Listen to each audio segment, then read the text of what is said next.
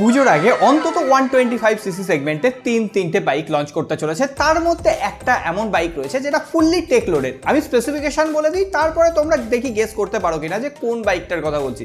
দেখো, এমন একটা বাইক যেখানে ক্রুজ কন্ট্রোল থাকবে 125cc সেগমেন্টে, কিন্তু তার উপরে টিপিএমএস থাকবে, অর্থাৎ টায়ার প্রেশার মনিটরিং সিস্টেম। গাড়ি চালাতে চালাতেই দেখতে পাবে সামনের চাকা পেছনের চাকারে হাওয়ার প্রেশার কত রয়েছে।